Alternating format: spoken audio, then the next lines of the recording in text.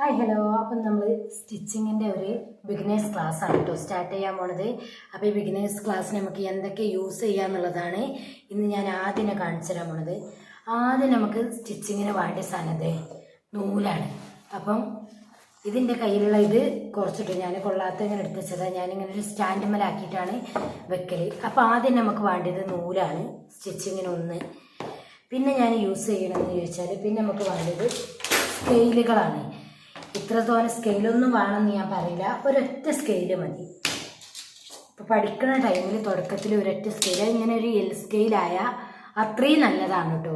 അപ്പോൾ ആദ്യം ഇങ്ങനെ ഒരു സ്കെയിൽ, ഇത് എൽ സ്കെയിൽ, ഇത് സ്ട്രെയിറ്റ് ആയിട്ട് യൂസ് ചെയ്യാനുള്ളതാണ്. ഇത് നമുക്ക് ഷേപ്പ് ചെയ്യാനുള്ളതാണ്. ഇത് പാൻറ്റൊക്കെ യൂസ് ചെയ്യുമ്പം ചെയ്യുന്നതാണ്.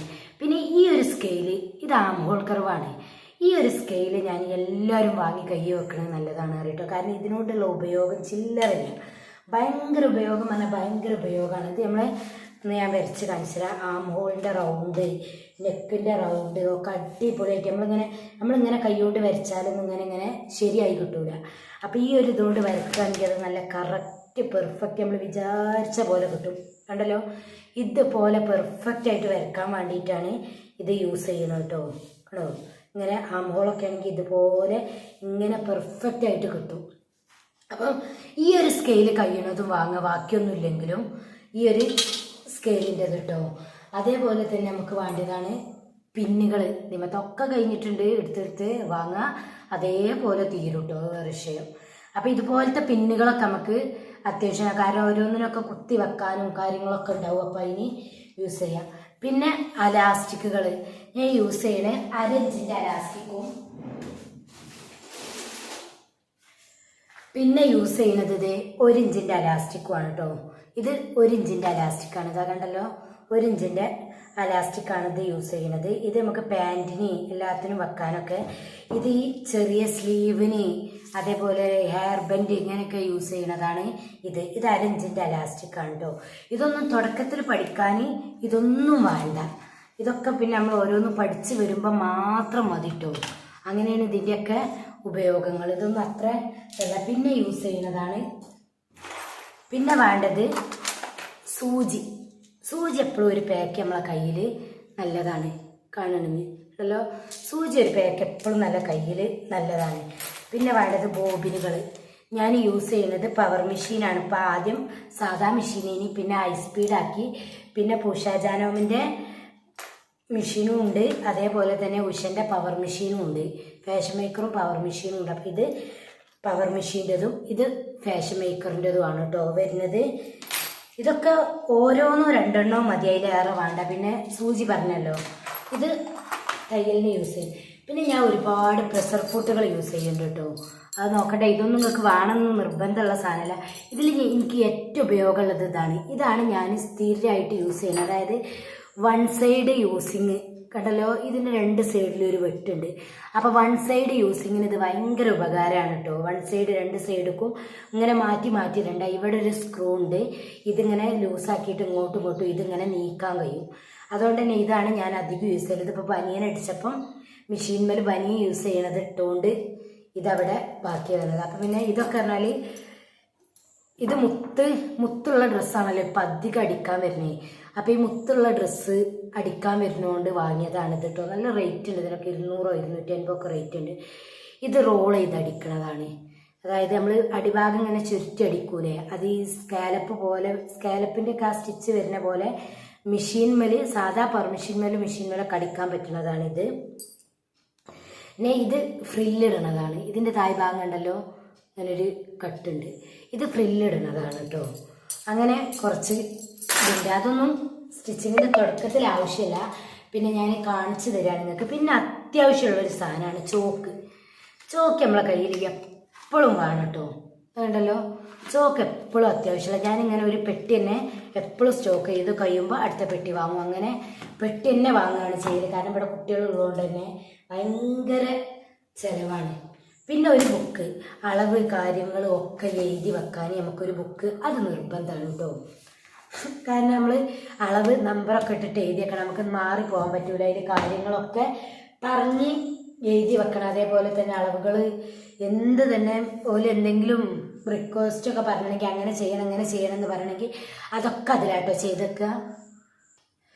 പിന്നെ ഇതിൽ ഞാൻ ആദ്യം പറയേണ്ട ഒരു സാധനം ഇനി ടാപ്പ് ഉണ്ടല്ലോ, ഇതാണ് ടാപ്പ്. ഇത് ഇഞ്ചും മറുഭാഗത്ത് ഇഞ്ചും ഉണ്ട് സെന്റിമീറ്ററും ഉണ്ട്.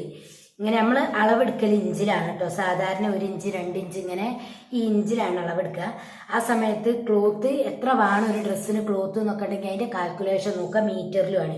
ഇതിൻ്റെ സൈഡിലുണ്ട് ചെറിയതായിട്ട് 1 2 3 4 അങ്ങനെ ഇട്ടിട്ട് 1 മീറ്റർ എന്ന് പറയണത് ഇതാ ഞാൻ കാണിച്ചു തരാം. 49 ആയിരിക്കും 1 മീറ്റർ എന്ന് പറയണത് കേട്ടോ. 39 40 നമ്മൾ ഓൾറെഡി റൗണ്ട് ചെയ്തിട്ട് 40 പറയാം. 39 കറക്റ്റ് 1 മീറ്റർ എന്ന് പറയുന്നത്. അര മീറ്റർ എന്ന് പറയുന്നത് 50 50 ഏകദേശം 20 നമ്മൾ റൗണ്ട് ചെയ്തെടുക്കുക. 19.5 വരുന്നുള്ളൂ കേട്ടോ. അതേപോലെ തന്നെ ഡ്രസ്സ് നമ്മൾ അളവെടുക്കുമ്പോൾ എപ്പോഴും ഇഞ്ചിലാണ് അളവെടുക്കാൻ ശ്രദ്ധിക്കേണ്ടത്. അങ്ങനെയാണ് അളവെടുക്കുക. അതേപോലെ അടുത്തത് യൂസ് ചെയ്യേണ്ടതാണ് കത്രിക. ഒരു കത്രികയുടെ ഒക്കെ ഉണ്ടായിരുന്നു. അത് ഇവിടെ എവിടെയും കാണുന്നില്ല, കാരണം മക്കളുള്ളതുകൊണ്ട് തന്നെ മക്കൾ വേഗം ഞാൻ എവിടെ വെച്ചാൽ വിട്ടു പോകും. പിന്നെ ഇത് ട്രിമ്മർ, നൂല് കട്ട് ചെയ്യാൻ യൂസ് ചെയ്യുന്നതാണ്. നമുക്ക് എന്തെങ്കിലുമൊക്കെ പെട്ടെന്ന് മെഷീനിൽ സ്റ്റിച്ച് ചെയ്ത് കൊടുക്കുമ്പോൾ ആ നൂലൊക്കെ കടല് ഇതുപോലെ നമുക്ക് ജസ്റ്റ് ഒന്ന് കട്ട് ചെയ്യാൻ സുഖത്തിന്, കനല്ലാതെ കയ്യിൽ പിടിക്കാൻ വേണ്ടിയിട്ടാണ്. ഇതൊന്നും വേണമെന്നില്ല, ഞാൻ ആദ്യം സ്റ്റിച്ച് ചെയ്യണോണ്ട് എൻ്റെ കയ്യിലുള്ള സാധനങ്ങളാണ് കേട്ടോ ഇതൊക്കെ. ഈ വരുന്നതൊക്കെ ഈ കത്രികയും ഇതൊക്കെ ഇത് നല്ല കത്രികയാണ് കേട്ടോ. ഈ കത്രിക നല്ല സുഖമാണ്, നല്ല സ്മൂത്തായിരിക്കും നമുക്ക് പിടിക്കാനൊക്കെ. ഈ പിടിമലൊക്കെ എന്നിട്ട് ഈ കത്രിക എന്ന് പറഞ്ഞ സാധനം നിർബന്ധമാണ്. ടേപ്പ്, കത്രിക, ഇതൊക്കെ ചോക്ക്, ഇതൊക്കെ സ്റ്റിച്ചിങ് തുടങ്ങുന്ന സമയത്ത് നമ്മളെ കയ്യിൽ നിർബന്ധമായിട്ട് ഉണ്ടായിരിക്കണം. പിന്നെ ഞാനൊരു സ്ക്രൂ ഡ്രൈവർ എപ്പോഴും യൂസ് ചെയ്യും, കാരണം ഈ ചവിട്ടൊക്കെ മാറ്റിയിടാനും കാര്യങ്ങൾക്കും ഒക്കെ എന്തെങ്കിലും ചെറിയതൊക്കെ വന്നാൽ ഈ ഒരു സ്ക്രൂ ഡ്രൈവറാണ് യൂസ് ചെയ്യുന്നത്. ഒരു ഭാഗം സ്റ്റാറും മറുഭാഗം മൈനസുമാണ്, അങ്ങനെ വരുന്നൊരു സ്ക്രൂ ഡ്രൈവറാണ്. പിന്നെ ഒരു പേന, നമുക്ക് പുസ്തകത്തിലും കാര്യങ്ങളൊക്കെ എഴുതണമെങ്കിൽ ഒരു പേന വേണം. അതേപോലെ യൂസ് ചെയ്യുന്ന സാധനമാണ് ഇത് പറഞ്ഞാൽ ഈ പൈപ്പിംഗ് ഒക്കെ ചെയ്യാൻ. ഇതൊന്നും ആവശ്യമുള്ള സാധനങ്ങളല്ല കേട്ടോ. സ്റ്റിച്ചിങ് പഠിക്കാൻ ആവശ്യം ആകെ ഇതിങ്ങനെ നല്ല സുഖമാണ്. നമുക്ക് നല്ല തിന്നായിട്ടുള്ള ലൂപ്പുകളൊക്കെ ഉണ്ടാക്കാൻ ഈ ഒരു സാധനം നല്ല ഉപകാരം കേട്ടോ. ഫസ്റ്റ് പഠിക്കാൻ ഒരുങ്ങുന്ന ഒരാൾക്ക് ആദ്യമായിട്ട് ആവശ്യം വരുന്നത് ഒരു ടേപ്പ്, ഒരു കത്രിക, ഒരു സ്കെയില്. അതൊരു സ്കെയിലാകുമ്പോൾ എൽ സ്കെയിൽ തന്നെ ആയാൽ അത്രയും നല്ലത് ഫസ്റ്റ് തന്നെ. പിന്നെ വേണ്ടത് നൂലുകൾ എന്ന് പറയാൻ മാത്രം തോനൊന്നും വേണ്ട, 1 2 ഒക്കെ നൂല് മതി. പിന്നെ വേണ്ടത് ചോക്ക. ഈ ചോക്ക മസ്റ്റായിട്ട് വേണം കേട്ടോ, അത് നമുക്ക് നല്ലൊരു ഉപകാരമാണ്. അപ്പം ഞാൻ അടുത്തതായിട്ട് എങ്ങനെയാണ് നമ്മൾ വരയ്ക്കുക എന്നുള്ളതൊക്കെ ഒന്ന് കാണിച്ചു തരാം കേട്ടോ. മെഷീനൊക്കെ ഒന്ന് പരിചയപ്പെടുത്തി കാണിച്ചു തരാം. ഇതിപ്പോൾ ഇതിമ്മൽ ഞാൻ കാണിച്ചു തരാം കേട്ടോ. നമ്മൾ ആദ്യം തന്നെ എങ്ങനെയാണ് പഠിക്കേണ്ടത് എന്നുള്ളത്. ആദ്യം നമ്മൾ ചെയ്യേണ്ടത് കറക്റ്റായിട്ട് സ്ട്രെയിറ്റ് ആയിട്ടുള്ള ലൈനുകൾ വരച്ചിട്ട് പഠിക്കണം. അപ്പോൾ ഞാൻ ഇതിമ്മൽ കാണുമെന്ന് വിചാരിക്കണം കേട്ടോ. ഒരു ചോക്കെടുത്ത് ഈ ഒരു ക്ലോത്ത് തന്നെ ആക്കിയത് ഇങ്ങനെ സ്ട്രെയിറ്റ് ആയിട്ട് വെച്ചിട്ട് നേരെ തന്നെ ആദ്യം വരയ്ക്കുക. ഇങ്ങനെയാണ് ആദ്യം പഠിക്കേണ്ടത്. അതേപോലെ തന്നെ ഇങ്ങനെ റൗണ്ടുകൾ വരയ്ക്കുക. അതേപോലെ ഇങ്ങനെ ഇതുപോലെയുള്ളത് വരയ്ക്കുക. പിന്നെ ഇങ്ങനെ കർവുകൾ വരയ്ക്കുക. ഇതൊക്കെ ആദ്യം ഒന്ന് കൈക്ക് ഇങ്ങനെ നമ്മൾ തയങ്ങി റെഡിയാക്കിയിട്ട് ഇതിന്മ കൂടെയൊക്കെ സ്റ്റിച്ച് ചെയ്തു പഠിക്കണം, കട്ട് ചെയ്തു പഠിക്കണം.